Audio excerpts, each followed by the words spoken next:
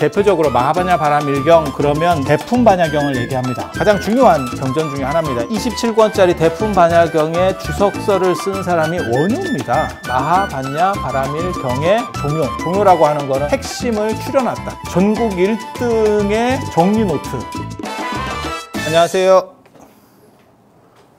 오늘 반야심경 이제 제목에 대한 이야기 기본적인 것 조금만 해드리도록 하겠습니다. 이 제목이 굉장히 어렵습니다. 이 제목만 알면 사실 반야심경은 여기 지금 제가 들고 있는 게 반야심경이거든요. 어떤 분들은 제가 이렇게 뭘 들고 있으면 뭘 하나 이런 생각을 하시는 분들이 있는데 아무것도 없습니다. 그냥 반야심경 가지고 있는 거고, 반야심경을 한문으로 외우시는 분은 뭐 더 할 필요도 없습니다. 전에 예불문 할 때도 그냥 예불문밖에 없었어요. 그래서 반야심경 제목만 알면 나머지 내용을 다 할 수 있어요. 600 대반야경 내용을 다 할 수 있어요. 그래서 제목만 하는 경우들도 많이 있어요. 그게 마하바냐 바라밀이라고 하는 거고, 절에서는 많이 합니다. 그래서 예불 끝에도 아니면 사시 끝에도, 그러니까 기도나 이런 의식이, 불공의식이 끝났을 때 언제나 들어가는 것 중에 하나가 마하바냐 바라밀이에요. 마하바냐 바라밀. 그래서 이게 마하바냐 바라밀이 여기 마하바냐 바라밀, 마하바냐 바라밀, 마하바냐 바라밀. 바람이라고 바라밀다는 똑같아요. 똑같은 겁니다. 그거를 이거 지금 한문 아닙니다. 전체가 요 한문은 요 두 글자고 나머지는 다 한글이라고 보시면 돼요. 음역입니다. 음역. 그러니까 다 인도말이에요. 그러니까 이 글자가 뭘 의미하느냐 아무 필요가 없어요. 그냥 음사니까. 그냥 음사니까. 우리가 택시, 뭐 비어, 커피 이런 거 다 음사잖아요. 거기에 무슨 글자의 뜻이 뭐예요? 그건 됐고 그냥 음사니까. 음사, 음역 이렇게 얘기하잖아요. 그래서 의역이 아니니까, 이런 거는 원래 한자니까 여기에는 뜻이 있는 거고 이 나머지는 뜻 아무것도 없으니까 글자가 다른 글자를 써도 된다는 얘기예요.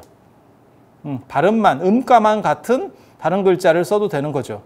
우리도 이렇게 음사 같은 거 할 때 보면 택시를 밖으로 써도 되고 뭐 안으로 써도 되고 큰 차이가 없잖아요. 물론 거기에 결정되어 있는 건 있지만 그걸 틀렸다라고 말하기는 조금 그렇죠. 택자를 밖으로 이렇게 어이로 써도 되고 아이로 써도 되고 뭐 그 정도 차이는 있잖아요. 그죠? 그래서 특별한 문제될 만한 게 없죠. 그래서 한자는 이건 그냥 그 당시 음가가 비슷한 걸로 정한 거니까 아무런 의미가 없다, 이렇게 생각하시면 되고, 그래서 이 바라밀이라고도 하고 바라밀다, 인도말로는 파라미타죠. 파라미타. 그거를 이 다 발음이 약하기 때문에 바라밀까지 쓰는 경우도 있고 여기 발음을 넣는 경우도 있고, 그게 그 당시 이제 아마 인도 사람들의 발음, 그 다음에 지역적 차이에 의해서 발음들이 약간씩 달랐을 거예요. 우리 한국 사람들도 발음이 약간씩 다르거든요. 그래서 어떤 거를 좀 세게 발음하는 경우도 있고, 그러니까 인도에도 경상도 사람이 있는 거지. 쌀하고 살 이런 거 발음 잘 못하는 사람이 있는 거죠. 그러면 근데 실제로 그런 게 있었어요. 뭐라 하더라? 월정사 주지스님이 경상도 분인데 풀을 백자래. 풀을 백자 한자를. 그래서 풀을 백자가 다 있나? 풀을 벽자예요. 벽을 발음이 경상도 분이라서 백자가 나오는 거야. 백자가. 그러니까 백자요? 뭔 백자? 이제 이렇게 풀을 백자 모르냐? 풀을 백자. 이게 다른 한자가 또 있나? 그러니까 쪽팔리니까 무식하다 할까봐 말도 못하니까 풀을 백자가 있나? 못 들어본 것 같은데. 이제 이렇게.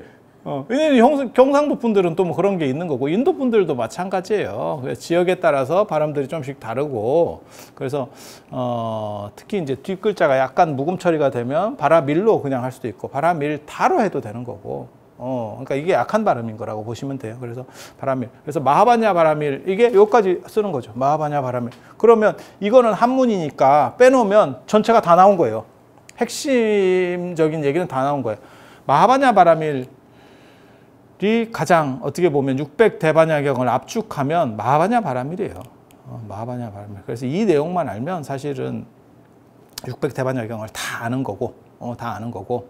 그리고 600대반야경 중에서 요것에 가장 핵심되는 경전, 반야신경. 그렇게 되는 거고. 그다음에 마하가 이제 크다, 위대하다, 뭐 깊다, 심오하다, 오묘하다, 뭐 이런 뜻이 있어요. 마하가. 그래서 예전에 제가 그 말씀 드렸었잖아요. 원효 스님이 쓴 책에 대해도경 종요라고 있어요.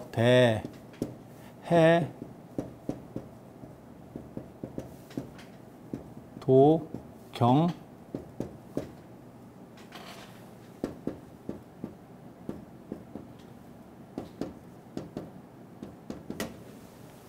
종요. 이렇게 대해도경이 뭐냐면 마하바냐 바라밀경이에요. 마하 대 바냐 도 해 지혜, 그 다음에 바라밀다가 도 건너간다라고 하는 거거든요. 그래 그 다음에 경은 경전.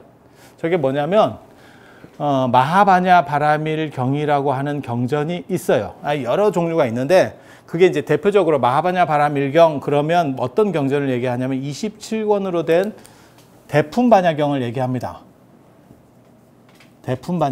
대품반야경이라고 해서 반야경 중에서 품이 큰 반야경을 얘기하는데 저걸 25,000송 반야경이라고 그래요. 개송이 25,000개로 되어 있어. 개송이라는 게 뭐냐면 네 구절로 된 시구 같은 거. 네 구절로 된 시 같은 게. 인도 사람들은 암송 문화가 있기 때문에 중요한 것은 암송해야 된다라고 생각하고, 암송에 유리한 게 뭐냐면 이렇게 약간 운율을 붙여가지고 노래처럼 하면 암송이 돼요. 한국 불교에서도 마찬가지입니다. 천수경 같은 경우는 곡은 없지만 나름의 이러한 운율이 있어요. 운율이 있어야 잘 외워지기 때문에. 그래서 인도 사람들은 효율적으로 외우려고 하다 보니까 개송이 우리식으로 말하면 시 같은 거예요. 네 줄짜리 시 같은 거예요. 뭐 야기색견아 이음성구와 시인행사도 불륜견열애 뭐 이런 식으로 다 어떤 이런 개송, 이걸 게타라고 하는 겁니다. 게타, 가타 이제 이렇게 부르는 거고, 그걸 이제 송이라고도 줄여요. 그래서 찬송가라고 하는 게 원래 그 불교에서 나온 거예요. 개송으로 찬한다. 그래서 실제로 스님들이 사시예불이나 이런 거 할 때 천상천하무역을 시방세계영무비 세간소유 아진견 일체무유업을 이런 게 찬송입니다. 개송으로 부처님을 찬탄한다. 그래서 찬송이라고 하는 게 인도식 개송으로 부처님을 찬양하는 거예요. 그래서 찬송가라고 하는 거는 기독교인들이 원래 찬송이라는 건 불교 용어고 기독교인들이 그걸 노래를 붙여서 찬송가 이렇게, 그러니까 원래 불교식 있던 것들을 갖다가, 왜냐하면 너무 이질적으로 자기네들이 새로 단어들을 만들어 쓰면 그게 이제 초기에는 거부가 되거든요. 그래서 그 중간 단계로 이 사람들이 흔히 쓰던 용어를 가지고 자기네식으로 변형시켜서 써요. 그러니까 찬송이라는 건 불교 용어고 거기에 노래 가짜를, 서양의 노래 가짜를 써서 찬송가라고 하는 걸 만들어내는 거죠, 단어를. 예배라고 하는 것도 마찬가지잖아요. 요즘 이제 대면 예배, 비대면 예배, 이러면서 자꾸 뉴스에 나오는데 그 예배라고 하는 것도 예배라고 하는 게 예를 갖춰서 절한다는 거예요. 그러니까 불교 용어죠. 기독교에서 성당이나 교회에서 절할 일이 뭐가 있겠어요? 절할 일이 뭐가 있겠어요? 걔네는 아예 입식 문화고 앉아 있는 기본 구조로 되어 있는데, 그래서 예배라고 하는 거는 사찰에서 여러분들이 사시를 하건 예불을 하건 딱 해보면 절하는 게 기본이죠. 무조건 절하는 게 불교에서는 기본이니까. 그러니까 예를 갖춰서 절한다. 예배가 되는 거죠. 그래서 이런 것들을 극복해낸 경우도 있고 자기네식으로 다 바꿔서 극복해낸 경우도 있고 계속 쓰는 경우도 있고 그래요. 그래서 이제 극복해낸 경우 같은 경우가 천당이라고 하는 불교 용어를 써서 자기네들을 표현했다가 지금은 천국으로 바꿨고, 예배 같은 경우는 지금도 남아있고, 예전에는 교회도 예배당이라고 했었습니다. 여러분 어렸을 때만 하더라도 예배당이라는 표현을 썼었어요. 그런데 요즘은 예배당이라는 표현은 사라졌죠. 거의 예배당이라는 표현을 쓸 정도면 연세가 이제 좀 되신 분들이고, 젊은 분들은 아마 예배당이라는 표현 자체를 못 들어봤을 수도 있을 겁니다. 그래서 이제 교회라는 걸 좀 이미지가 안 들어오니까 예배당이라고 하는 표현을 썼고, 지금은 교회로 바꿨고, 하지만 예배라는 표현은 그대로 남아있는 거고. 그러니까 불교 용어가 기독교에 들어간 게 많습니다. 뭐 장로라고 하는 표현도 그렇고, 방금 얘기한 천당 이런 거는요, 네이버만 같은 데만 찾아봐도 불교 용어에서 들어왔다라고 하는 게 아예 박혀 있어요. 그래서 사람들이 진짜요? 이렇게 말하는 사람이 있는데, 그 네이버에도 나오는 너무 상식적인 것들이라고 보시면 돼요. 그래서 그 정도 생각을 하시면 되고, 그래서 이런 과도기적 용어들이라고 하는 게 생각보다 많이 존재합니다.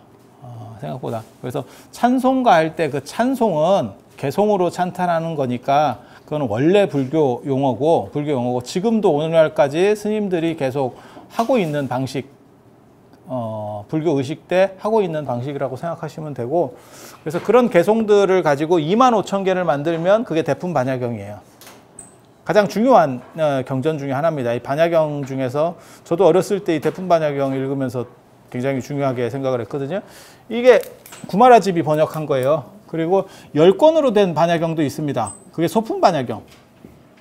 이 소품 반야경은 개송이 몇 개냐면 8,000송으로 돼 있어요. 그래서 이걸 8,000송 반야경, 그 다음에 이건 25,000송 반야경 이렇게도 부르기도 하고, 대품, 소품, 하나는 큰 거, 하나는 작은 거 이렇게 빅 사이즈, 스몰 사이즈 뭐 이래가지고 정하기도 하고, 이렇게 이제 이름들이 다양한데 이거 둘 다 구마라집이 번역한 거거든요. 그리고 딱 읽어보면 굉장히 중요한 경전입니다. 그런데 이 경전, 이 27권짜리 대품 반야경의 주석서를 쓴 사람이 원효입니다. 뭐 여러 사람이 주석서를 썼어요.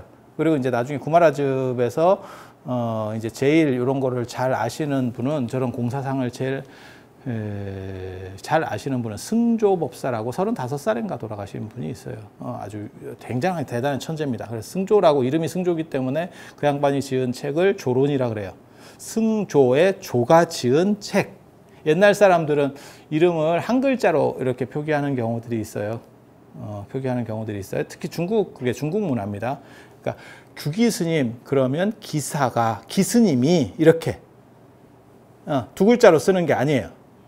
그러니까 자현스님 이렇게 하는 게 현스님 이렇게 써버린다고. 그래서 제가 전에 그런 얘기 했잖아요. 안성기 영화나 이런 걸 보면 민이라고 해. 뭐 이런 식으로 나오는 게 사실은 그 중국 문화의 유풍이었다고. 그게 최근까지 있었어요. 그러니까 이름을 한 글자로 얘기하면서 굉장히 느끼하게 얘기하는 그런 풍토가 원래 그게 당나라 때부터 계속 있었던 거예요. 그리고 이름을 왜 한 글자로 축약을 합니까? 쓰기 좋으라고. 붓글씨로다가 손으로 다 써야 되니까 너무 힘들거든요. 그러니까 그걸 한 글자로 축약해서. 그리고 구마라집 같은 사람은 네 글자니까 어떻게 하냐면 나집 이렇게 써버린다고. 나집. 예. 그러니까 미친 듯이 축약하는 문화가 있어요. 이유는 종이값도 비싸고 붓으로다가 쓴다는 게 너무 힘든 일이기 때문에. 그래서 예전에는 종이도 재활용한 거 아세요? 지금만 종이를 재활용한 게 아니고 조선시대 때도 종이를 다 재활용했었어요. 어떻게 재활용하느냐? 지금은 우리가 공문서를 만약에 예를 들어서 만들어. 근데 이게 비밀 문서야. 그럼 어떻게 하냐? 파쇄기라는 게 있어요. 그래서 이렇게 종이를 넣으면 지직 하면서 다 쪼개지잖아요. 그러면 그걸 재활용 봉투에다 우리가 넣어서 버리잖아요. 예전에도 종이를 그렇게 이렇게 공식적인 문서들은 그게 있어요. 그러면 이걸 어떻게 하는지 아세요? 종이를 불에 태우면 가장 깨끗합니다. 그럼 증거가 인멸되잖아요. 우리도, 저 같은 경우도 그렇게 하잖아요. 제 특징 중에 하나가 뭐냐면 사람 이름 써진 글자나 축원이 써진 글자가 들어간 경우는 불에 태운다 라는 걸 원칙으로 하잖아요. 그건 재활용을 하면 안 된다. 왜? 그런 식으로 남의 기원이 들어갔거나 이런 게 들어간 거를 종교 안에서 이건 제 방식이 아니고 조선시대부터 계속 해오던 방식이에요. 그런 것들은 불에 태워서 소각해야지 그걸 함부로 굴러다니게 하면 안 된다. 그거는 종교적인 데도 문제가 있는 거고, 그 다음에 그 사람의 격을 떨어뜨리는 거예요. 그래서 재활용 대상이 이건 될 수가 없다. 그러니까 우리는 축원 쓰고 이런 건 전부 모아서 불태우잖아요. 그렇게. 원래 그렇게 하는 게 맞아요. 그리고 조선시대 사찰에서만 그런 게 아니고 일반 양반집에서도 다 그렇게 했어요. 다 그렇게 했어요. 그런데 정부 문서 같은 경우는 굉장히 많을 것 같지 않아요? 궁궐안에 이런 문서들 같은 게 굉장히 많을 것 같지 않아요? 특히 이제 사관들 같은 경우는 전부 이걸 왕의 일거수일투족을 쫙 적거든. 그리고 그걸 요약해서 역사책들을 만드는 거예요. 그러면 그 초벌 작업한 것들은 엄청 많다고, 속기로다가 쫙 쓴 거. 그 일일이 다 태울 수도 없고 너무 낭비가 심하고, 그래서 그거를 빨아요. 물에 가서. 이걸 물에다가 이렇게 해서 계속 빨잖아요. 그러면 글씨가 뭉개져 버립니다. 먹으로 쓴 글씨가 뭉개져 버립니다. 그걸 세초라 그래, 세초.